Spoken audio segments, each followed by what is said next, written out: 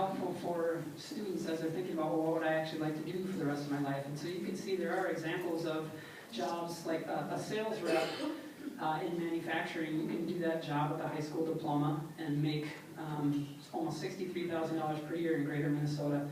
Whereas if you want to be an LPN, that's going to be a 2-year degree, making about $44,000 per year.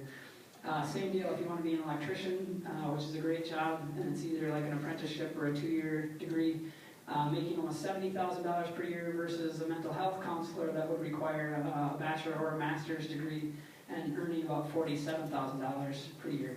Now, money isn't the only thing that students should be looking at as they're making their career choice, right? They want to make sure that they're picking out something that they're passionate about and they have the right skill sets for, but this hopefully can help them make smarter decisions. All right, so 2 more slides, guys, if that's all right. Awesome. So overall, Minnesota's economy is still adding jobs. You can see this is Greater Minnesota versus the state of Minnesota as a whole. Both took a dive during the recession, although it was a little less severe in Greater Minnesota than the Twin Cities. But the climb back out has also been a little bit slower in Greater Minnesota compared to the Twin Cities. And right now, so the end of the recession was officially July of 2009. So we are now in the longest running economic expansion on record. We're past 10 years of economic expansion. So, and I don't know when the next recession is coming, but at some point it will come, right? It always does.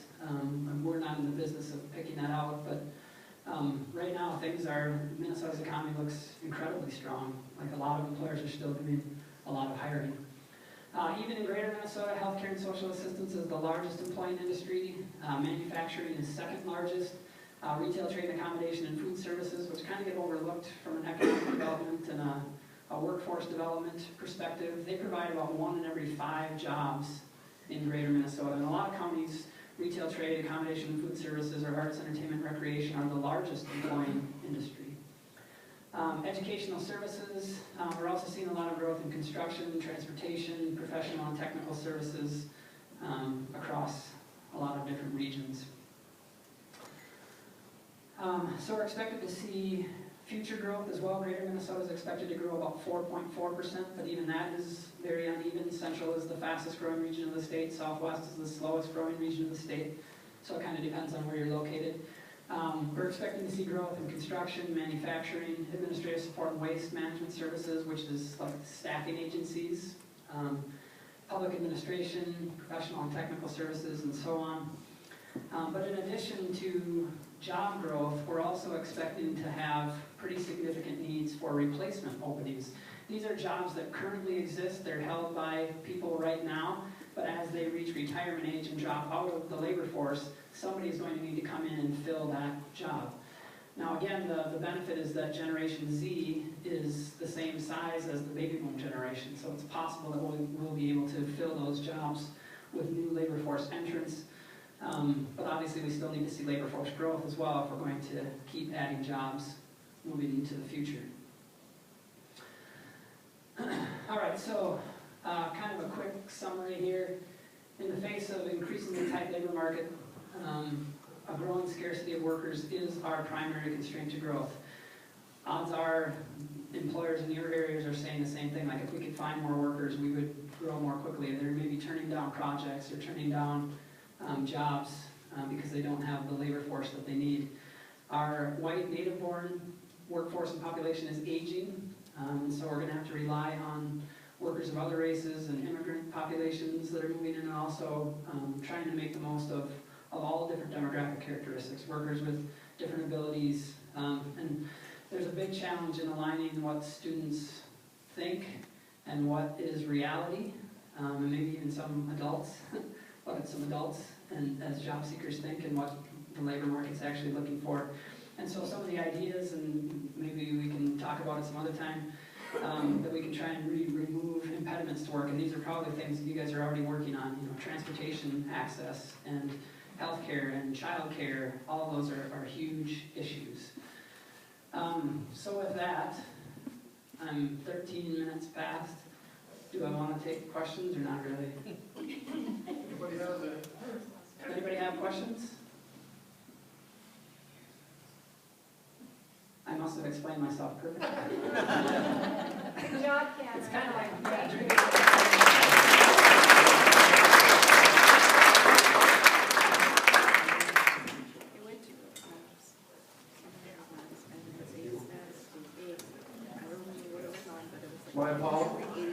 So my apologies to Cameron.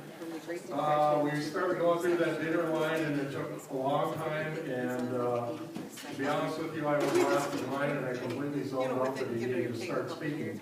So it was my fault for rushing you, sir. I apologize for that. The other thing is, I sure wish you lived up in my area so I could just call you every day and talk to you, because you're such a cool guy with all these stats and your observations and conclusions. So I think that everything that we're dealing with as a workforce in the state and affects every one of our programs in our RDCs, so, or RDOs. I guess the only other thing I wanted to say is that Cameron, I guess, didn't know that he was also going to be instructing us on the art of speed talking. So we thank you for that, though. We appreciate you coming, and anybody with names as cool as Cameron is just stop it. Aces on my book. So thank you, sir. Appreciate it. All right. Please give Cam a hand and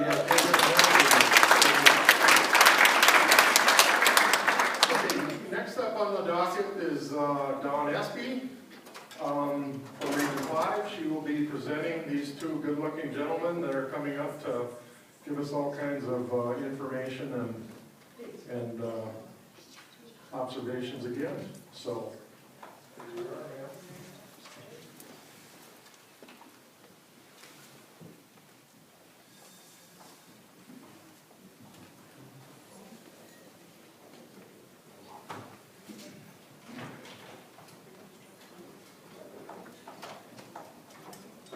All right, well, thank you guys for having us here to talk about diversity, equity, and inclusion.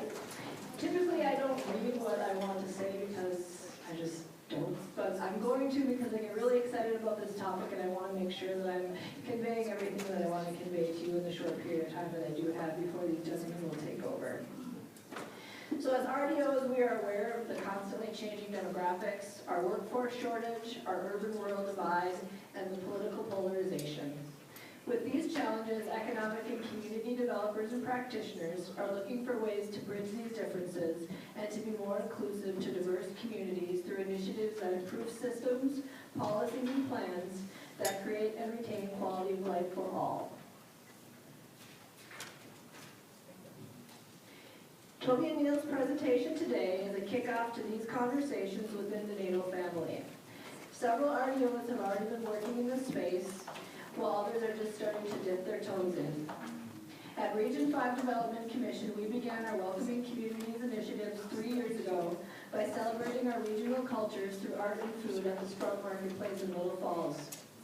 Last year, 3 Region 5 Development Commission staff members obtained certification to administer the Intercultural Development Inventory Assessment, thanks to a grant from the Blondin Foundation.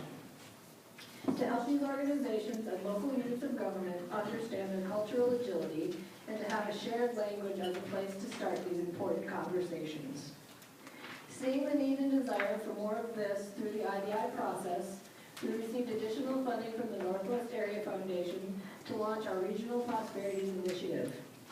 6 community-led welcoming community advocacy groups made up of local units of government, nonprofits, for-profits, community groups, students, and schools will be meeting quarterly for 18 months, discussing DEI topics, examining communities through an equity lens, and creating and implementing a project or program that amplifies their efforts to be more welcoming. Through this work and in partnership with Growth and Justice, we're also creating a toolkit for practitioners who are looking to explore the aspect of planning and community development, which leads us to the next step for NATO around DEI. Thanks to funding from McKnight and in partnership with Region 9 Development Commission, you will all be invited to a workshop in spring 2020. Date and location is still yet to be determined, but this workshop will help to address awareness and build skills around diversity, equity, and inclusion. And we all will learn about resources and planning techniques for creating equitable and inclusive planning processes and community plans. I'll now turn it over to Toby and Neil to begin us on our first leg of this journey. Thanks, guys. Well, thank you. It's really nice to be here. I recognize so many faces in the room, and it's so nice to see you all. My name is Neil Linscheid. I'm an extension educator with University of Minnesota Extension, and I'm here with my colleague, Toby Spanier. He's in the Center for Community Vitality with me, and we'll both be spending some time talking about an effort that we've partnered with Region 9 with, and I want to make sure that you all understand just how much it was us following the lead of Region 9 and helping, and how grateful we were that we had a chance to participate in that. So to get us really going, I thought it would make sense to start with the end in mind and, keep the main thing the main thing. This is a picture from the end of a project that we finished, and it's a nice place to start because it's a group of community leaders that had participated in a series of educational activities that we had done in 2018.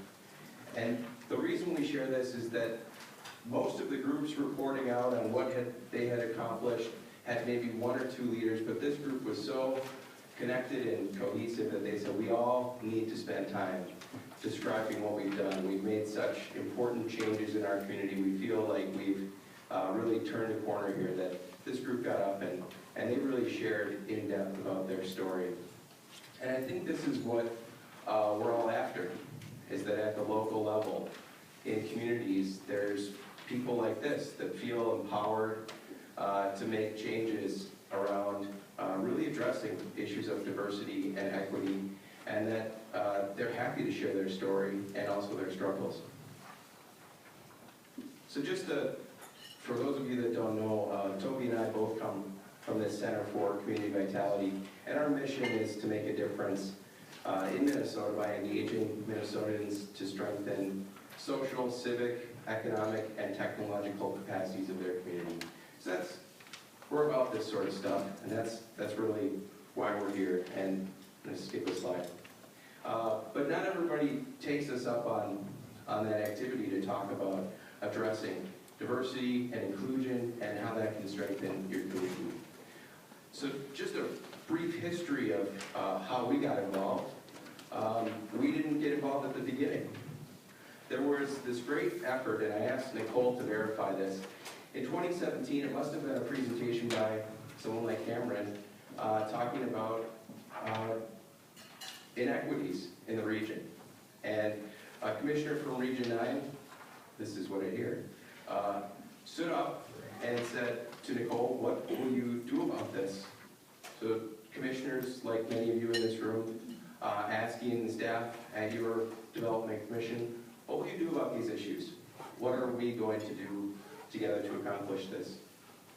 And I think it's just fantastic to hear what happened next, and that's that the staff and leadership at Region 9 took on this work that they called the Equity Initiative and engaged with partners such as the Mankato Diversity Council, Blue Cross Blue Shield, the YMCA, and the YWCA, sorry, and the Blandon Foundation. And what they did is they held conversations on race across their region. So that's discussions in small rural communities about race.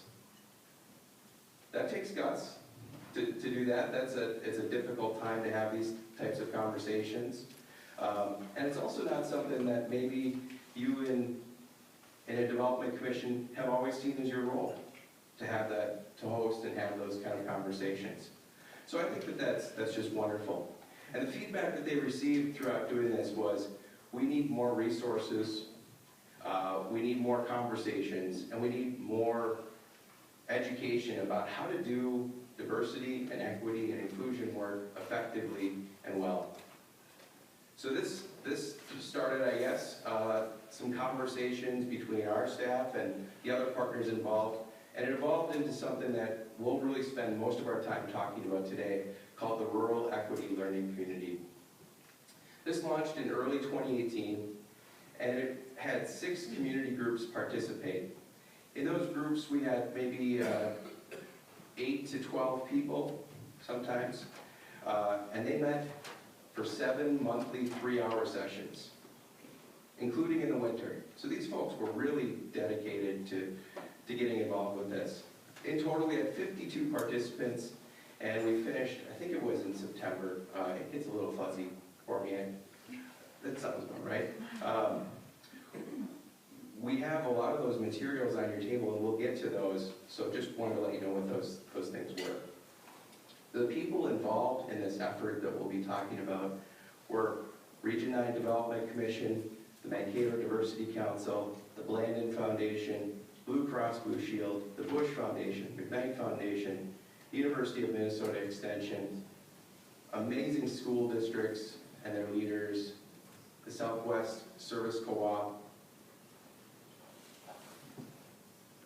It is hard to describe a project where the partnership was so strong and the people involved were so dedicated to this mission, and where the different things that each group could bring to the table were so uniquely positioned. So in this case, the Region 9 Development Commission had fantastic connections and a network of people across South Central Minnesota. People that they knew and people that trusted them. Also had fantastic planners that were in the field talking about community development issues and listening and paying attention to what topics were important and hearing that these topics were important. The Mankato Diversity Council has had a history of addressing race and class issues in the Mankato area and has developed a really great set of materials and processes that they use to do a great job at this. So their leader, Bukata Hayes, has been right there with this whole process, right in front as one of our co-facilitators, as a design team member, and as one of the teachers. Groups like the foundations we have listed here contributed. Some of the things that they can contribute best is resources to help us make this happen, help us accomplish these things, but also guidance along the way from their program officers, offering advice on how to do this work effectively and what they've heard from other communities. And then the things that Toby and I could offer were just understanding on how to construct educational programs and cohorts, some expertise around diversity and equity training and education and theory, and then this ability to provide some structure to this really wide availability of topics that we could be discussing and help our team work through all of that. So that's setting the stage, and what I'll have Toby do now is he'll be talking about some of our ethos behind the work, and then some of the tools that we use to help arrange the work effectively. So thank you, Neil, and thank you so much for allowing us to come and speak to you today. Really appreciate it. It's quite an honor as a partner in this work with the Development Commission to be able to share kind of our perspective, because you probably hear from each other, and sometimes you maybe don't get a perspective from a partner, and so that's something we have to share as well. And so as Neil mentioned, he gave a great background and some history of how we got brought to the table, and we want to share a little bit around, or I want to share a little bit about some understanding of what we're talking about, because when you start talking about DEI work, it can go a lot of different directions. So up here on the slide, what you see is just a few kind of understandings or definitions, if you want to call them, on our thinking about this work. So of course, culture is our everyday habits, the values, beliefs, the assumptions that we take with us from our cultural groups. Diversity might ask, or we might ask, you know, what's the diversity like in this room? Even and in our communities, what's the diversity like? Who's present? Inclusion is, does everyone who's present have a voice at the table? So I've heard oftentimes a phrase that's used, diversity is being asked to the dance, but inclusion is being invited to dance. So as we think about our communities, who's there, but also how are they included in our economic development activities and other ways in our community. Our bias is really understanding why some voices maybe are listened to and others are not. And sometimes that's unconscious, but it just occurs. Equity responds with what are the conditions that we have that we've created that maintain that certain groups are in the perpetual majority. Or as Cameron demonstrated, we have the disparities. That's what equity is about, is addressing those disparities. And finally, justice is when there's something that is unjust. Justice says whose safety is being sacrificed and minimized to allow others to be more comfortable and maintain kind of the status quo or the dehumanizing views. So this is a little bit of the way we thought about this work, DEI work, and I think that's just helpful to get a context about that. So this slide is very visual, but I think it's a nice way of thinking about maybe inclusion and equity as well. Sometimes we're blinded by what someone else's reality is really like, and so this visual kind of helps us understand that if we're in the dominant culture, sometimes it's very difficult for us to understand why those disparities exist. Until we really take a hard look at that and start to reflect and start to question, we start to maybe uncover some of the concrete reasons or systematic reasons why there are those disparities. And then I like this from Neil and I, from our experience really, that if you aren't actively including, you're probably accidentally excluding. I want us to take that to heart for a moment. And I'd like to pause and have you at your tables. You've been listening now. Cameron did a wonderful job with all the data he shared with you, but you were in a listening mode, and you've been in a listening mode since kind of we have arrived. But I want you to be in the thinking and speaking mode for a moment. Just at your tables, when you think about this, when you think about diversity, equity, inclusion in your communities and the work you do, where are there potential opportunities to address some of the things that Cameron mentioned and some things that Neil outlined that this county commissioner had shared with Region 9, but where are there some potential opportunities for your organization, your community, to actually take on this work? That's the first thought I want you to maybe share just for a few minutes at your table. And the second is, where are there pain points? Because in reality of doing this work, we know this work is important, but guess what? It's not easy. It is not easy work. It's work that requires courage, sacrifice, maybe addressing some fears we have, maybe giving up some things. So where are there pain points? So I'd like you to just for a few minutes at your table say, where are there opportunities to maybe be intentional, but where are there some pain points about being intentional? So go ahead, a few minutes, say your tables.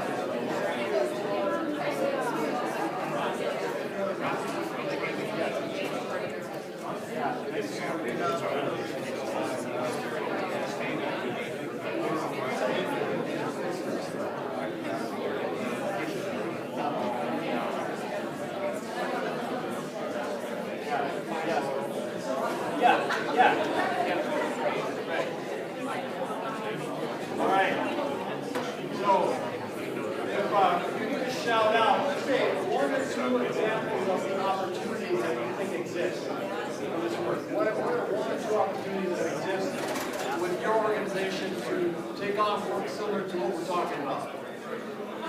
What's an example?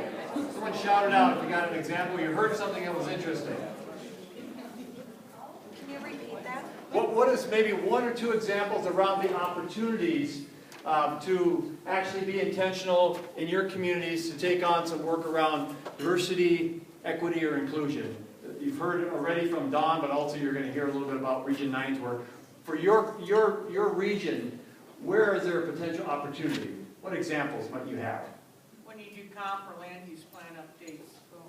Okay, and how might that look differently now compared to what you might do? Or maybe you've already done something different, but what might that? Part of it could be the traditional thing is hold the meeting, and everyone that can come to the meeting Yeah. is included, and the people that are not included. So do maybe more intentional outreach to specific populations. Yeah, something very specific, right? Yeah, doesn't have to be something overwhelming, you're trying to change the entire system, but you've identified a priority, or you've identified this is a priority for Regional Development Commission, and now you're taking one behavior to actually address something, and then eventually that leads to maybe a change in the system. How about one more example? Non-English speaking materials, loan applications, and interpreters at our meetings. Okay. Yeah. We've got specific programs that require us to be inclusive, which is great. We have no problem with that, but some of it is like sexual preference, that type of thing. We don't feel that that's any of our business, and we really couldn't care less. But the public in general, we need to go out and try and recruit that specific demographic in order to be on our public service commissions. Yeah, in order to kind of be in compliance. So how do we, yes, and so how do we do that without offending people and offending them, and et cetera? So maybe what you're talking about, Cameron, already is maybe a pain point, right? Absolutely. Okay, another pain point. What are some other pain points you have about actually moving into this work or effort or understanding to address both what Cameron had shared earlier in his data, as well as the two examples you're having today from Region 5 as well as Region 9? What are some of your pain points? I think maybe just that it becomes, people think it's a political thing, you know, trying to balance that where we're not taking sides on liberal or you know, conservative or whatever it might be. It's a people thing. How do you explain that? Yeah, so that effort doesn't depolarize our communities even more than they already are, right? Because the language matters too. You know, when you talk about words like equity, inclusion, those are generally blue words. And the reds in your community, you know, those people that are maybe the more conservative or Republicans might see those words might mean something differently to those who are using them as well, the blues. And the reality is, my experience in talking about this work, if we change the words a little bit or get a chance to describe these words, the values are the same across the political spectrum. They all care about our communities. They all want people in our communities to be successful. They all want people in our communities to be economically successful for the good of the whole. But sometimes those words turn people off and they're triggers for folks. How about one more pain point? Yeah, sure. I was thinking more about capacity. You know, in minority groups, there's, at least in some of our small towns, there's just not very many of them, and there's not enough time to go around to do some of the planning that we want to do, some of the intensive things, and they've just got a lot on their plate, I think.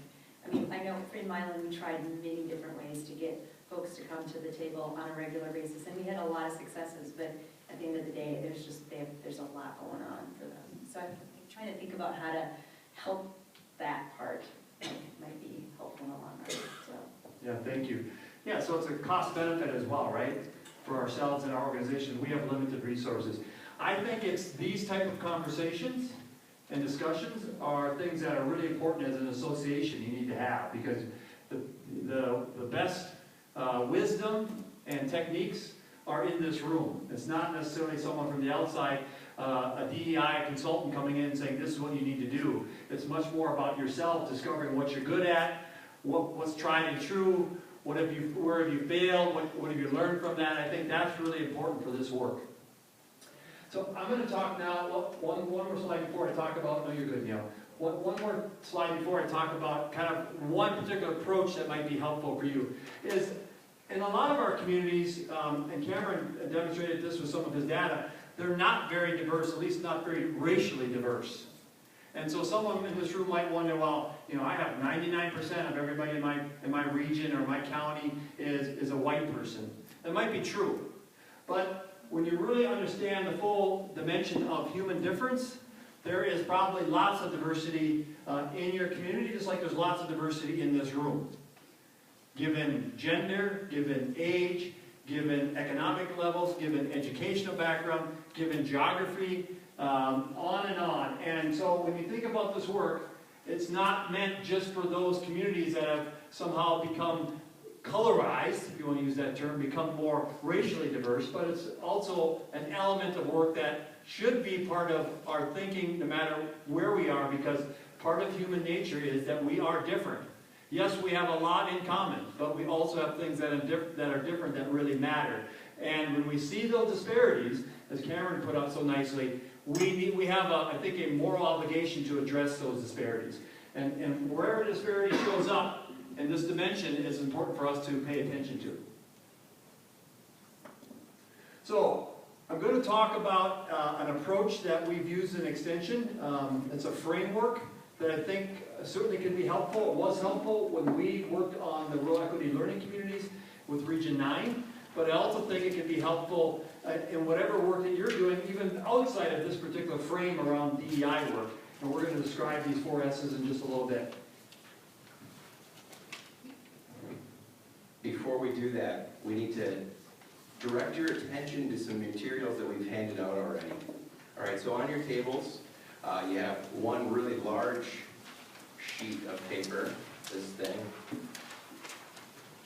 And learning about these 4 S's and really coming back to this. This was our teaching plan for the whole program. And you can see there's a lot of stuff that happened in this program. So we can't go into everything in detail on this, but we want to highlight some things for you so you can see why they're there. Peel back that layer a little bit, understand why is this there, why do we do it that way. We also want to direct your attention to this report that Region 9 was so willing to share with all of you. And this was a report that was to the Blandon Foundation and represents the final grant report for the project that we did. In here you'll see a description of the activities, a short history of how this all started, some of the evaluation information that we'll talk about today, as well as the learnings. What things did we all learn through this?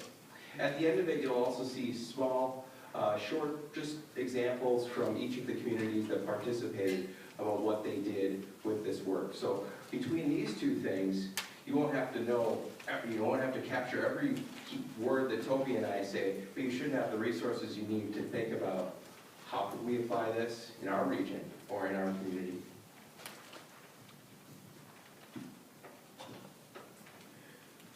And you see on the slide here are the project goals overall for the rural equity learning communities. And so the first, there are 4 S's: scaffold, scope, sequence, and strategy. And I'm going to talk about each of these, and you'll see at least a visual for each of these as well. So let's go to the first one, Neil. The next one will be scaffold. And scaffold is a realistic interpretation of what content, aspirations, and competencies were taught. So when you look at the large sheet that Neil directed you to, this is recognizing the scaffold this is not a infinite amount of time that we're going to spend with these community groups. It was identified that we're going to spend basically 8 months, 3 hours a month, usually in the evenings. We have some general themes that you see across the top of this document. That was really what scaffolding was really all about. It's just being clear and mindful about how big a project is this really.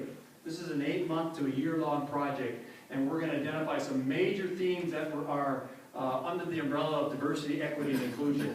And so that's what scaffolding is. So that was the first thing we did, the first development that we did on this program was to scaffold out what this program might look like. So here you see a picture of people being involved with an activity, but the activity is related directly to one of the themes and one of the evenings that they're together that's part of that overall scaffold.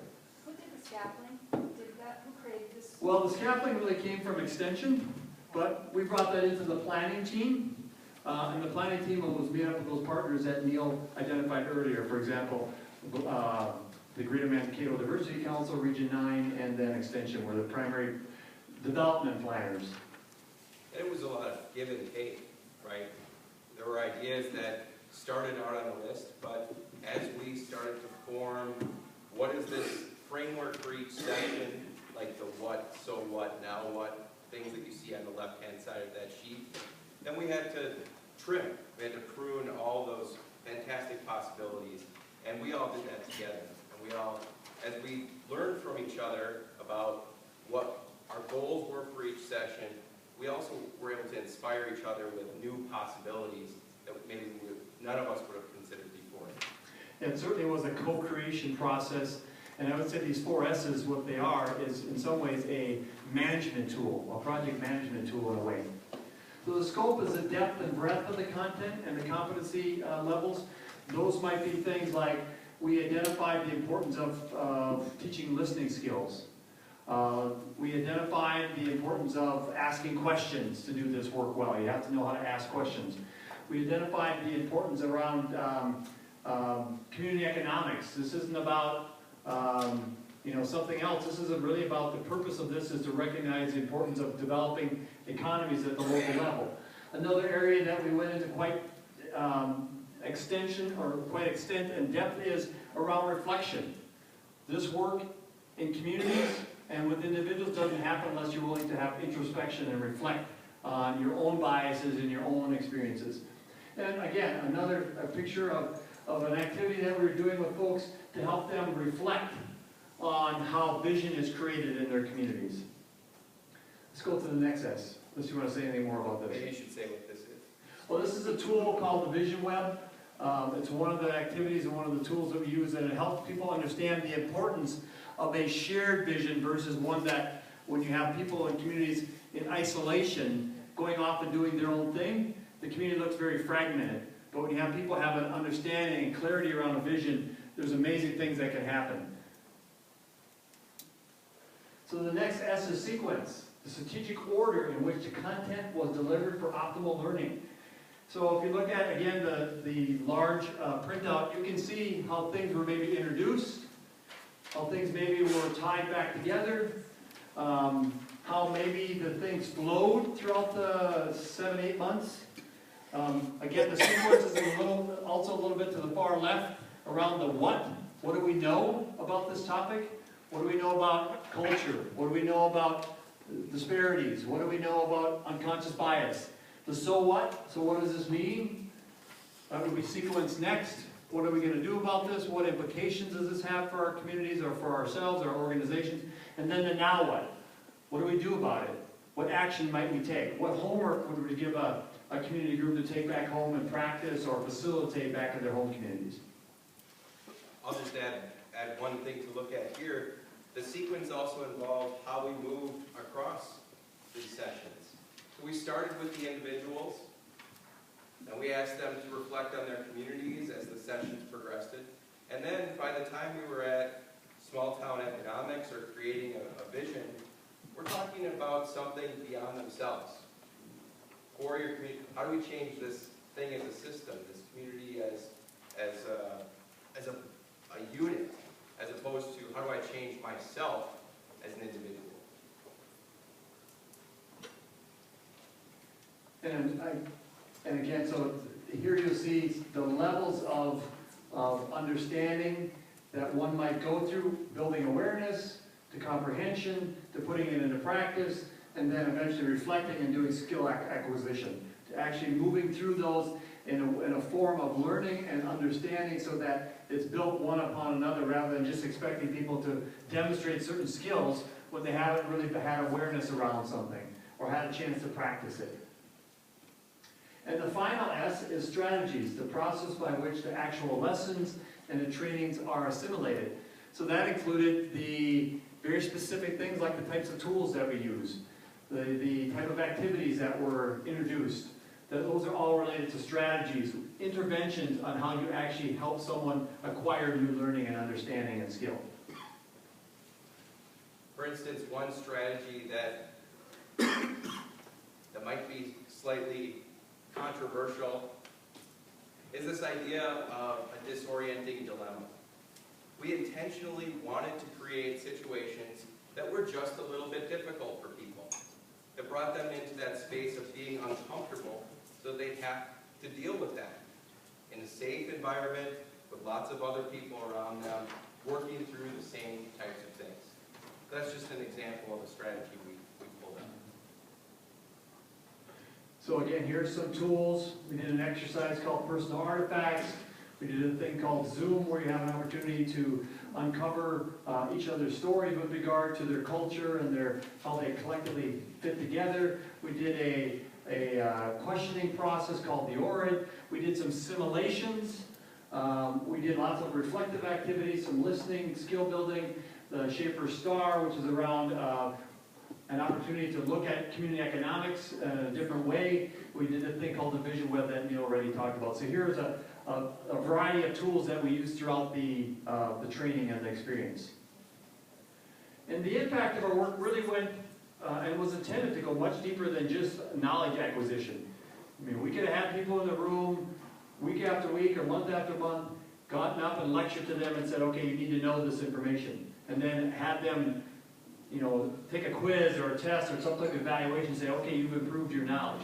That's important to improve knowledge, but it was much more for us about comprehending that new knowledge and then applying that new knowledge back in their communities. And that's why that earlier picture that Neil showed with St. James, for example, as one of the communities, was actually demonstrating what they had done through action by comprehending how to create a vision, actually had gone back to their community and actually created a vision around DEI work for themselves.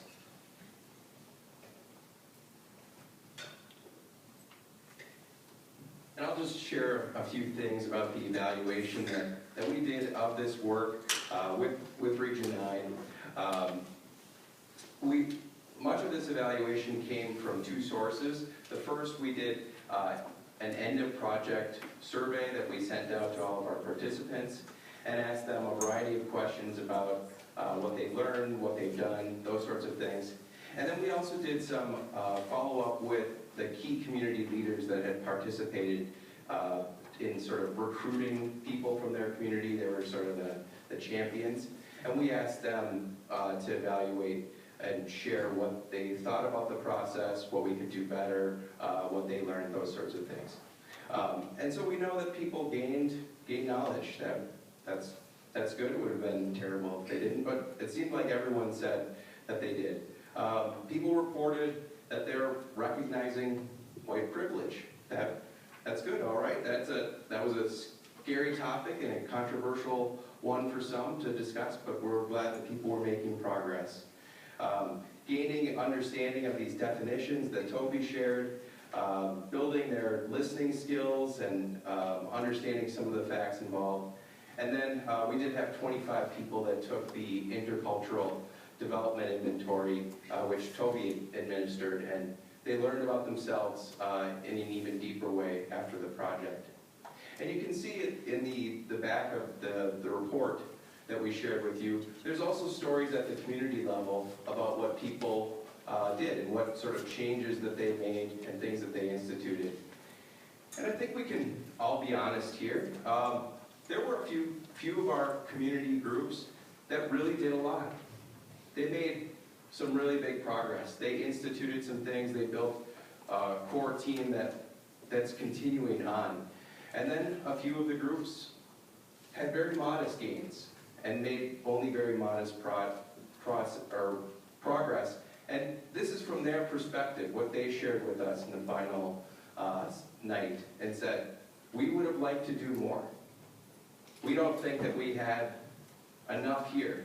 Where were people from our team aren't still attending? This kind of didn't stay together as much as we wanted. What's next? How do we do that? And they were honest about that. And I think we all can be honest about that as well, that it doesn't always go to plan, and that at the regional level and at the community level, this is difficult work that will take maybe many starts and stops.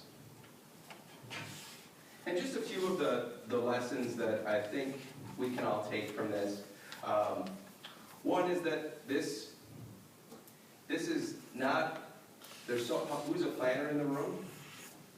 All right, so this is not a hazard mitigation plan where you'll have a nice linear thing and you'll kind of be able to engineer some of the possibilities, think about how those might show up and give some logical solutions to that.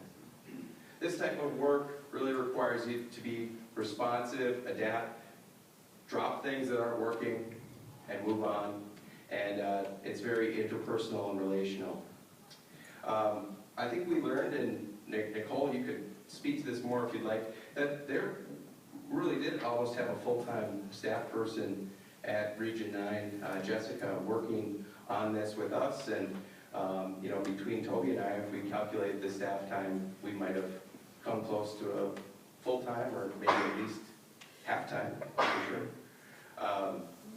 We saw that projects like this can push communities to take on this issue.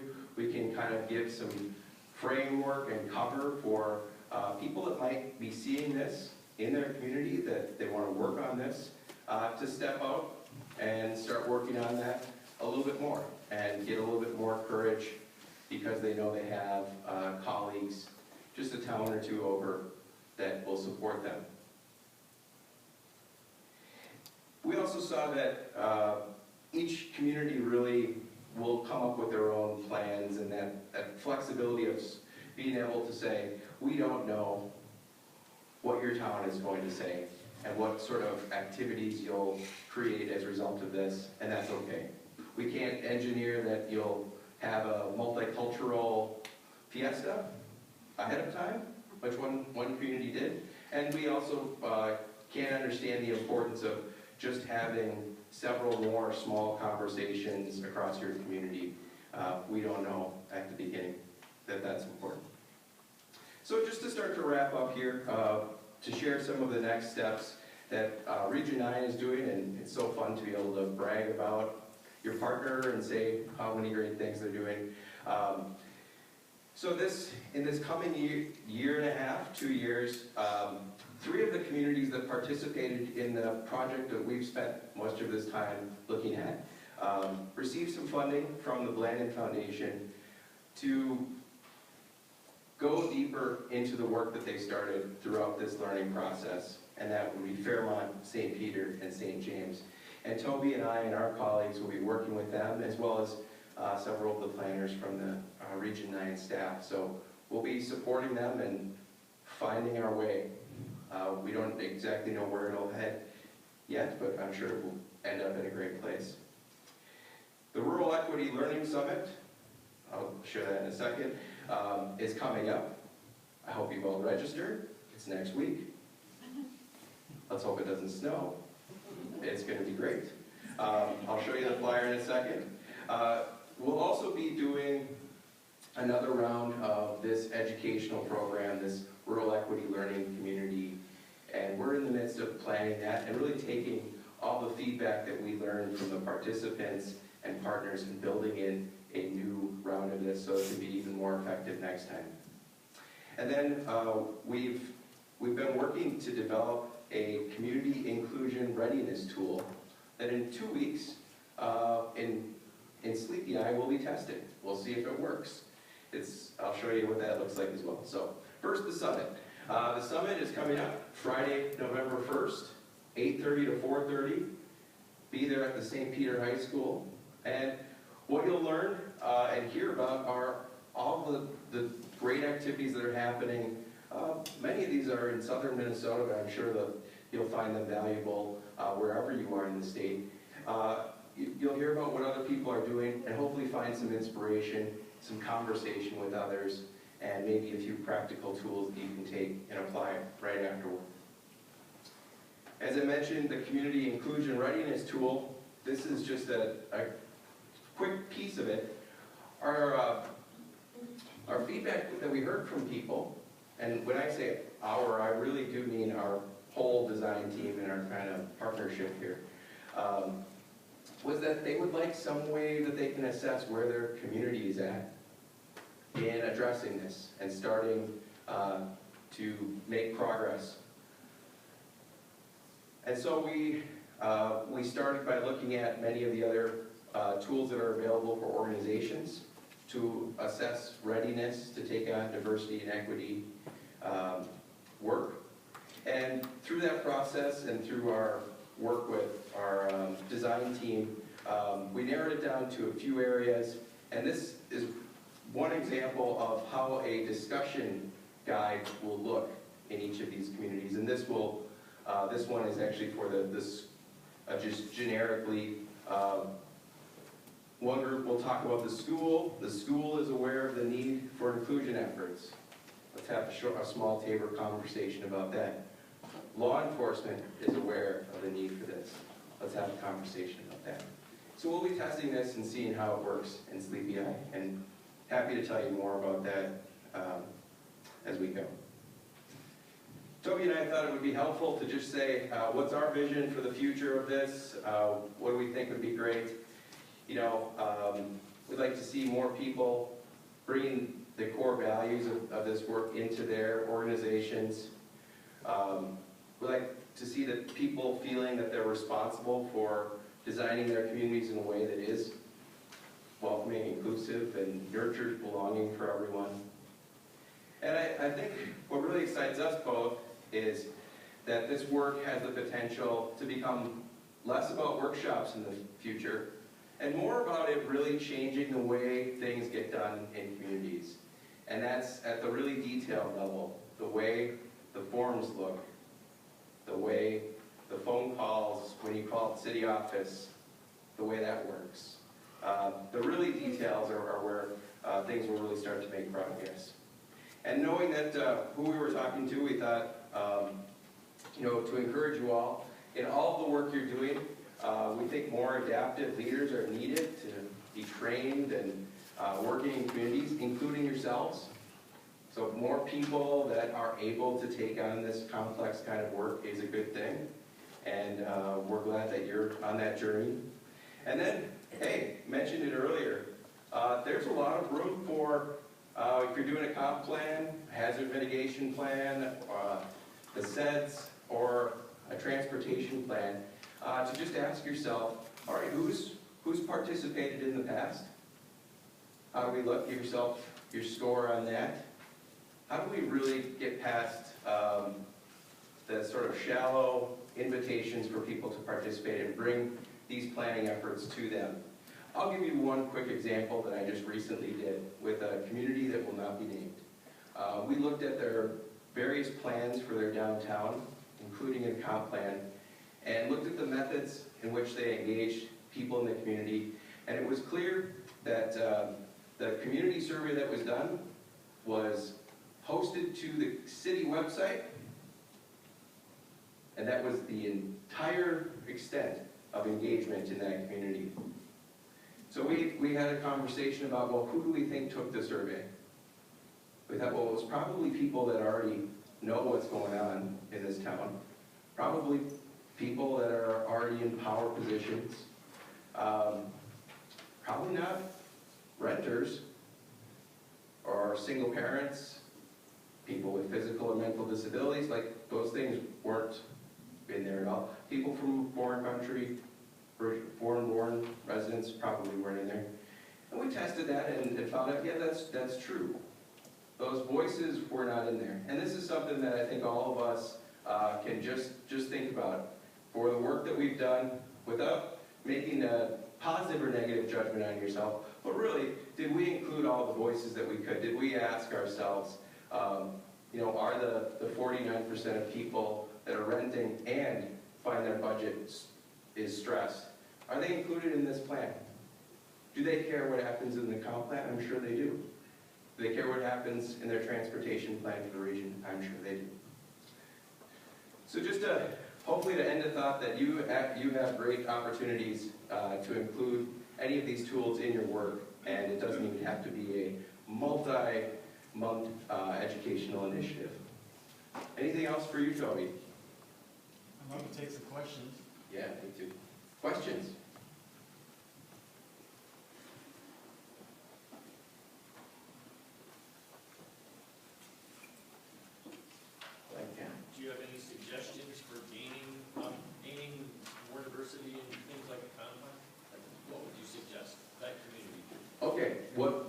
suggested is, first, they're not going to redo their comp plan at this time. But there's still time and the ability to get more voices in this. So what we're suggesting is to hold focus groups, starting with renters. There was this really big hole in the housing study around renters. Like, it was clear nobody that rents in this community had been asked about housing. Kind of amazing to think about that. And so we said, if you're going to do a focus group, let's do this at an apartment complex. And if you're going to do hold a meeting, or you want to get the input of people in your mobile home park, you have to go there and be there and talk to people there. So it might not be the traditional ways that we're used to sending a survey to those folks, but really go be there in person. And I think that's maybe the high level suggestion that I would have. There's lots of great, smarter planners out there that know how to do even better stuff, but start by just going to those places and not expecting them to come to you.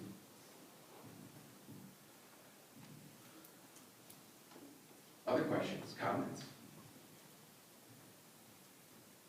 Are you feeling any public pushback from the efforts that you make during this process?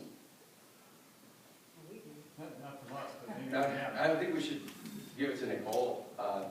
You're right on that. I'd say the short answer is no. The long answer is maybe there's underlying kind of mumbles or kind of why are we doing this work? And so in our office, we talk a lot about, are we doing this work, the economic development, community development work with a DEI lens? We say we're doing this work with an economic development lens. We're doing this because everything that Cameron just said. So we make sure we tie it back, and so it's not just this is feel good, it's the right thing to do, yay rah, it feels good. We're doing it because of everything that Cameron said, and that's why the RDO is involved. So, but like back to initially how it started, when the commissioner's like, what are we gonna do about it? I can't assume that 40 of them were all sitting there going, I was wondering that too. I have to think a lot were kind of twitchy and uncomfortable, but no one raised their hand and said, no, hell no, this isn't for us. And so without anyone raising their hand saying, no, I don't think we should touch this, that kind of gave us the green light to assume that they're all in agreement.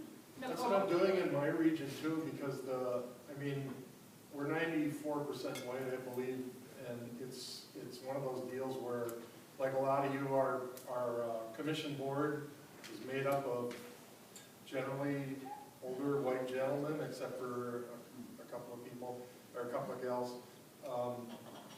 So anyway, we don't get pushback, but I'm sure it's making them uncomfortable. They haven't said it vocally. They're open-minded people. And they recognize that if it's presented in an economic development light, they seem to accept it better because they know we need workforce and we're not going to get it by birth. So stuff like that. And in our office, we kind of we say that we have two languages when we talk about it. When we write the grants to the foundation, we use the, flowery language. But then when we turn around and explain why we're doing it, we go back to the economic development language. And so we're doing the same thing, but we literally have to tell the story two different ways. So we've done the same thing, and our demographics in this region are much more like they are in the northern part of the state. We don't have the same kind of diversity that they do in the southern part of the state, and so we have had that pushback, Cam. It's a very fair question. And we use the same approach Nicole does. Of course, this is about workforce attraction and about labor force participation and about getting out of poverty. It's about all those things. But in our region, we've been picketed. We've been called anti-Christian, anti-communist, anti-American on radio shows. We have had some of our own commissioners who all took the IDI and have gone through this work. So have 200 other people from this region. And almost 60 individuals have taken the IDI with Dawn. That said, we still get pushback, even with that approach. So I want RDOs to understand that sometimes that'll happen. That's part of the commitment. The commissioners were behind it 100%. Some of them, yes, folding their arms, and most of them are the same demographic profile that you have on your commission, Cam. So it can come with some pushback.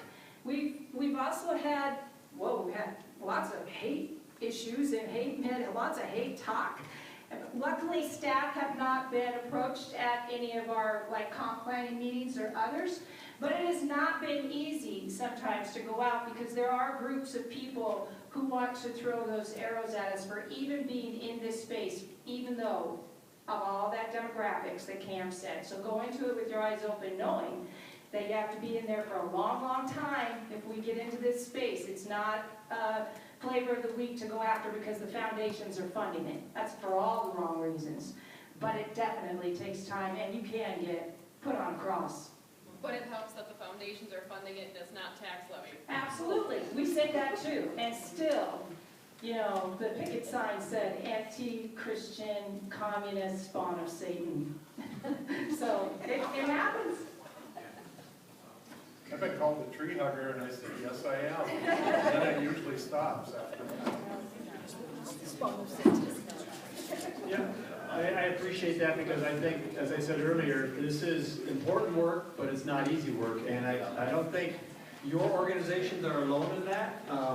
You know, we in Extension, as we've taken on kind of a focus in this area as well, because we know internally we need to do a better job, but also assisting communities and organizations doing a better job. We also are aware of some of the pushback that comes from our stakeholders as well.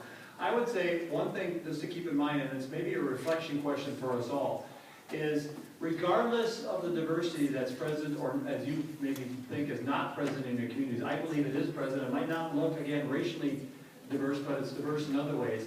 Regardless of that, is asking yourself, how important is the value of including others who are affected by the decision that you make? How important is it to somehow provide an opportunity for them to be included in the decisions that affect them, that related to your work? If that value is really important to you, and you see that as paramount to everything you do, then this has to be done. This kind of work has to be done. If that value is somewhere in the mix, but it's not the primary value, you know, then it's maybe a different approach you might take, or other things are on your plate that are more important. But for Extension, we believe that when we do work, a fundamental value around engagement is that involving those that are going to be affected by the decision that we're making is paramount, that we have to involve them. And we're not always good at it. We don't always do a good job. We're not always successful, but we keep on trying, and we might fail, but continue to try, and that's why we have maybe examples that come to mind because we've tried different things because we believe in that value. And I'll just say one final thing, and I totally appreciate your comments.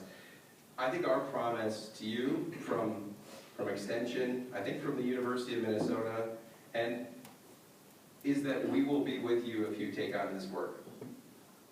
We'll be here to support you in whatever way that we can to help you with this, whether that means just talking about the struggle of this work with you and being your cheerleader, whether it means co-creating something with you, or whether it means finding ways that we can use the M to advance important information that needs to get out there. And I don't think I'm speaking out of school to say that, but I mean I think that's where we're at. And our foundation partners, if they were here, maybe they'd say the same. And it's no different than what Cam did right after lunch, sharing a state agency that has factual information about the disparities, right? It's no different. You know, that those organizations are there to back you up when you need that. Probably going out of time then. Yeah. Thanks everyone.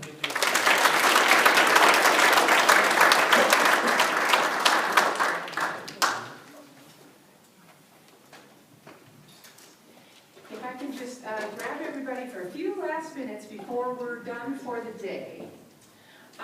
We've been sitting, we've had lunch, we've listened to lots of good information. So, if you learned something in the last 2 days, please stand up.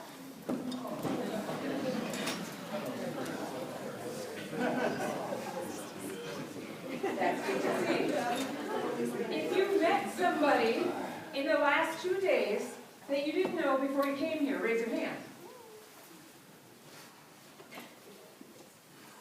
That just demonstrated that we've met the goal and the intent of having this workshop in the last 2 days. As we talked about this in the last, I don't know, year, 6 months, we've probably really been working on this. There were two main reasons why we wanted to do this again. We tried it 2 years ago. We asked you what you thought 2 years ago, if you were here 2 years ago, and we decided we wanted to do it again for two reasons. We knew that we could learn from one another and learn from other speakers that we invited in. We knew that was important to our work every day. We also knew that we never have enough time to engage with one another, to meet other staff from other regions. I see economic development, executive directors, transportation planners maybe, you know, that I know those people. There's a lot of people in this room that I didn't get a chance to meet, that I don't get a chance to interact with. So it was really important that we got a chance to interact all together and to learn from one another. With that, I have to share a huge thank you to the planning committee. We had somebody designated from each RDO that served on the planning committee. We had conference calls and shared emails and shared Google Docs and all kinds of things to pull this off. And so thank you, thank you, thank you to everybody. We have a special thank you to the fun committee who planned the food and the little tasting event that we had last night that we've heard really good feedback from. So special thank you to Corey, Jessica, Jill, Cam, and Sarah. Woo-hoo!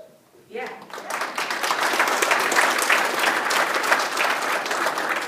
A couple follow-ups. If you gave a presentation, had a slide, gave a handout, we would really like to collect those. Jessica from Southwest has created a sub-page on the NATO website where we would like to post all of the presentations, any of the slides, any of the handouts that you gave, including, thanks to Jordan Zeller, we have tried to capture each one of these sessions on video. We're trying to see if this works, and this was kind of on the cheap. So we're going to see how it works, and we're hopefully going to be able to create, we haven't figured out what that's going to be, but we're going to create the video portion of each session on the META website. So that is our goal. So if you did a presentation, a PowerPoint, had a handout, Jessica, your email is? jessicaw@swrdc.org. Otherwise, I'm sure you can find it on in your handout. Her name is in there with her email on the website, the Southwest website. I'm sure you can get her email. Please, please, please, please. In the next, well, okay, it's Friday. So Monday, send your presentation to her if not before. Okay, so that's one other important thing. We will do a follow-up survey, but I would like just quick. Who wants to popcorn style share? What did you like best about the last 2 days? Somebody, come on. Cybersecurity was great. These guys were great. Woohoo! Taste of Minnesota was great. Awesome. Somebody else, what'd you love? Networking was great. Yeah. Networking. What'd you love? How about this location? I mean, look outside. Okay, so we need to open these, but our drive home is going to be beautiful, right? What else? What'd you like? The technology. Yeah, speed share session. Dementia experience. Dementia experience. We had a great time interacting with other groups after work. I know I had to carry a lot of 6W women home. We are so thankful for you.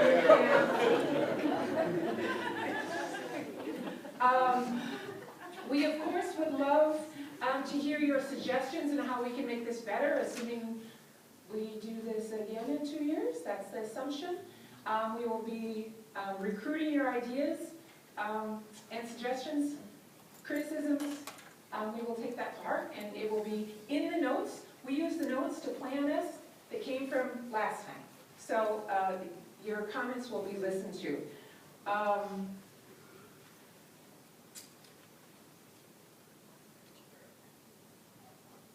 With that, is there any RPO that brought stuff for our tasting last night that has unopened things that they'd like to give away? If there's anybody, raise your hand.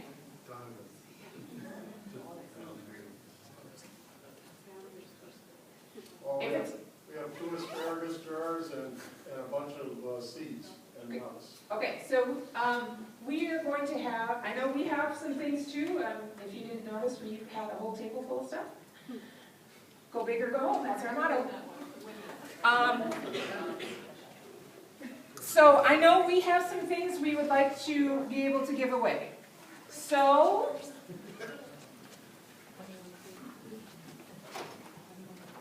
I think, yeah, if by RDC region, one of the things we talked about, if we had leftover unopened things, one of the things we thought we would do was try to send home something to each RDO. Drawing in by names was going to take too long. So, designate one person from your RDO to come over and we'll load you up before you go. Otherwise, safe travels. Thank you for coming. Good job, everybody.